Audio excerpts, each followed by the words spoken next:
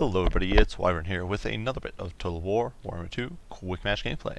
This time around we are on the Doomgate playing as the courageous Dowie against the spindly hordes of the Tomb Kings. So, one of the things you have to watch out for with Dowie when you play against Tomb Kings is that the Tomb Kings can often just swarm you with masses of shooting and infantry. People often say bring constructs as Tomb Kings. The constructs are important. Honestly, constructs are not that important as Tomb Kings. Your infantry is actually still very strong, especially as your opponent has to make a decent investment in countering large units. And so, because of that, and because I've been on the receiving end of infantry-heavy builds of Tomb Kings a decent amount of the time, I decided to, risk it and decide to essentially make a build that didn't actually focus on countering large targets that much, especially now that we have Giant Slayers, which means I don't have to invest in AP anti-large shooting.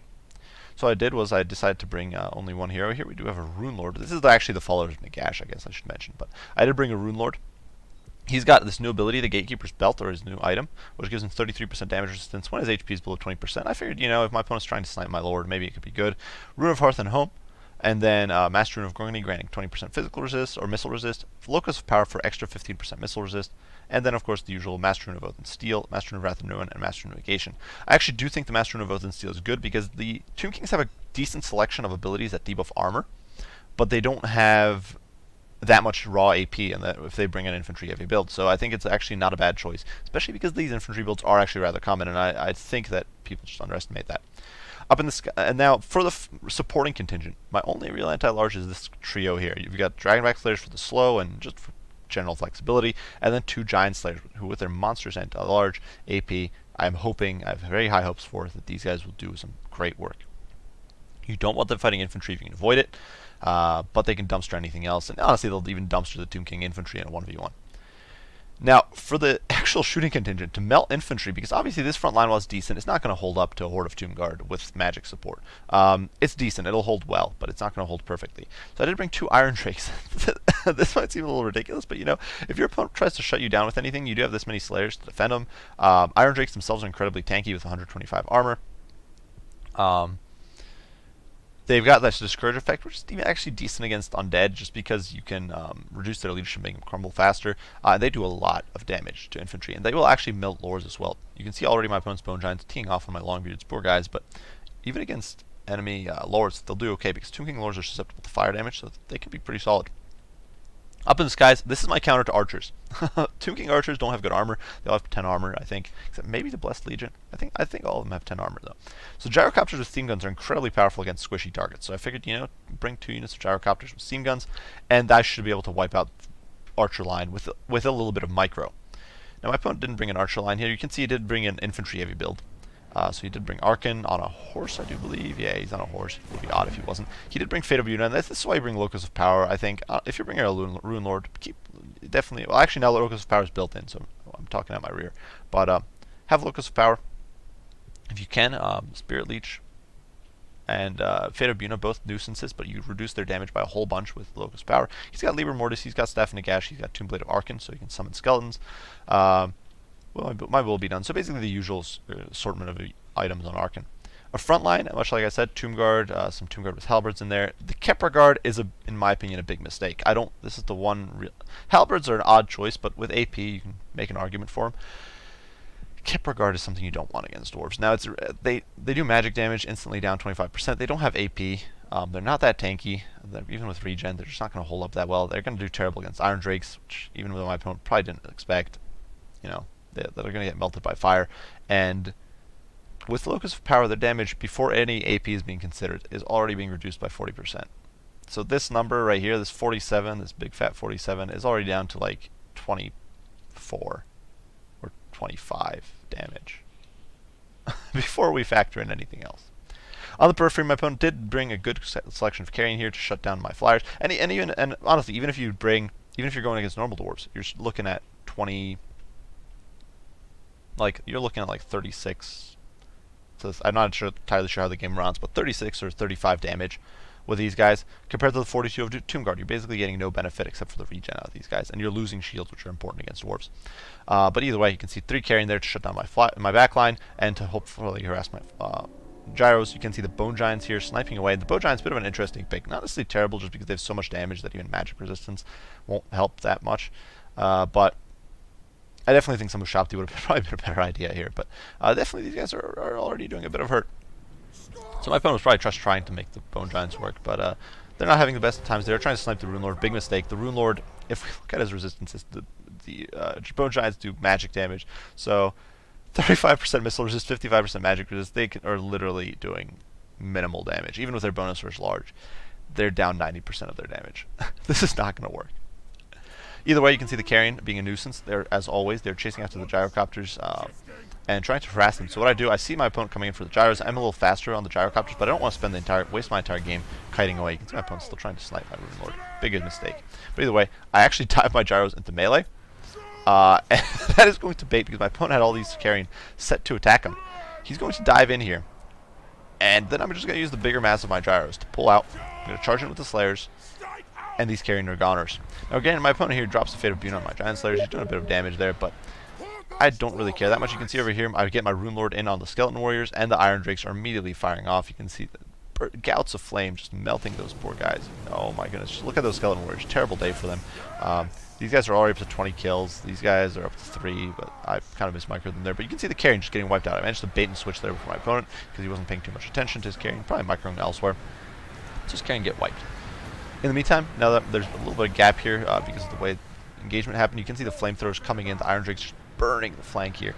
And my opponent is dropping his carrion here to engage on my Iron Drakes. I'm just going to be able to keep shuffling around with my Dragonback Slayers. You can see Master of Steel, Master of Negation going down. And these guys are just getting roasted. You can see the Iron Drakes up to, well, these guys are only up to 7 kills, but these guys are up to 63. Rune Lord over there doing monstrous work. And here, because my opponents couldn't quite cover his flanks, Dwarf Warriors are going to tie down these Tomb Guard for a long time. They're not going to win, but they'll time down. And you can see the Giant Slayers are just sweeping around, going after the Bone Giants, who I don't want surviving. Now you can see in the meantime the Steam Guns are firing off. You can see they're just slagging this infantry mob. Tomb Guard with only 50 armor, not going to do great. You can see Arkin here absolutely getting roasted. He starts off with, if we look, I don't know how much he starts off with. You can see we are getting hit. I'm hitting these guys with Master of Wrath and Ruin. Actually, once again, this was actually a mistake on my part. I hit the Kepler Guard. I'm like, oh, priority target. Like, I just broke down why they're not good in this matchup and why they're weak. And in this matchup, once again, I was just targeting on them and dropped the Rune of Wrath and Ruin. Would have been a much better investment to hit these Tomb Guard with them, or hit the Tomb Guard with Halberds with them. So, you know, I guess it goes both ways. Either way, you can see Arkin has already lost about 1,000 HP in a single gout of flame. I'm able to clear the carrion off my guys with Dragonback Slayers, and I actually pull my Slayers clear. So, we're able to kind of do pretty okay there. My opponent is summoning his Ushapti there, but I do see them coming, and now I made a mistake. I didn't realize that this is where they would spawn. The circle is off from where they actually spawn, which is a little annoying, but you can see the Giant Slayers piling in. The Iron Drakes will get cleared, and once the Giant Slayers are on these guys, they will not last long. You can see over here the Bone Giant just going down in seconds to the Giant Slayers, who are just tearing them to shreds. You can see how much experience they've gained, and this is all for fighting the Bone Giant. They're already up about almost an entire XP bar just from killing this guy, and he is getting gutted. It doesn't matter that he has a lot of HP. He is not lasting long at all in that situation. Over here, the Dwarf Warriors are struggling a little against Tomb Guard, so we shift our fire. We're roasting a little bit. Over here, Dragonback Slayers and Longbeards, or actually just Dwarf Warriors, dumpstering these Tomb Guard, and I'm shifting my Iron Drakes around to roast them. Over here, the Giant Slayers are actually struggling a little bit against those Shout here. Maybe not struggling, they were already damaged quite a bit, but taking quite a bit of hurt in response. Definitely don't overestimate the power of Giant Slayers. I see this all the time with people who run the all Giant Slayer, or the all Slayer comps nowadays, which are so annoying to fight against, but they overestimate the value of Giant Slayers. They're incredibly squishy. But at this point, my opponent does decide to GG out, seeing that he doesn't really have too many options, giving the Dwarves a close victory. So if we break it down, it's a bit of a ridiculous build.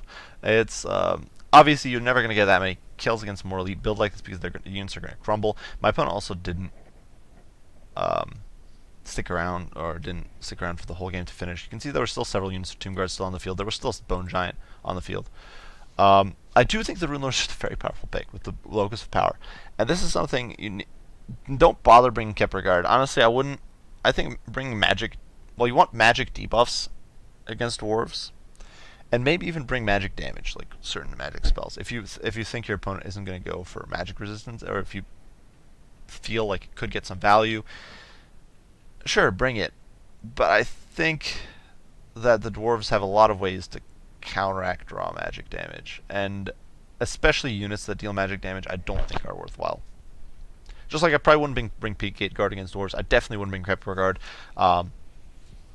is actually I've had matches recently and I was very tempted to bring him, and then I'm like, you know what, nah, it's not going to work. Now, granted, I made a huge mistake. I dropped Master of Wrath and Ruin on the Kepler cards, seeing them as a priority target, despite the fact that my guys are already ignoring most of their damage. But because of course their armor is huge as well on the dwarves, so these guys they're already losing 40% magic resistance, and then they're losing another bunch to everything else. So Kipper Guard is not good in this matchup. Bone Giant's an interesting choice, but one I would not recommend either. So I don't think this was necessarily the most competitive build from my opponent. I definitely think he was trying stuff out, right? Trying to make use of the Bone Giants.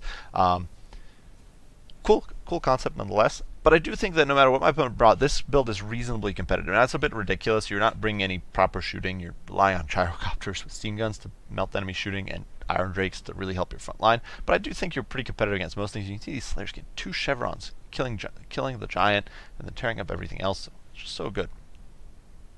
Dragonback Slayer is so strong. And of course, the Rune Lord providing some good support. So I think it's a pretty well-rounded, decent build against the Tomb Kings, no matter what they throw at you. As for my opponent's build, like I said, I probably wouldn't bring Bone Giants against Dwarves. I think you're better off bringing your Shopti Great Bows if you're going to bring anything shooting. They can trade with Dwarf Artillery much more effectively. They can still snipe down models. They'll do much better, I think. Dwarves also don't have the greatest HP per model, which helps in that situation too. Nonetheless, good game to my opponent, 9-headed Hydra here. I do hope you guys enjoyed the video. If you did, be sure to leave a like and subscribe down below. Any comments, any criticisms, anything like that, be sure to share them, and I will respond as soon as I can. As usual, guys, I do appreciate you all for watching, and I will see you all in the next one. Bye for now.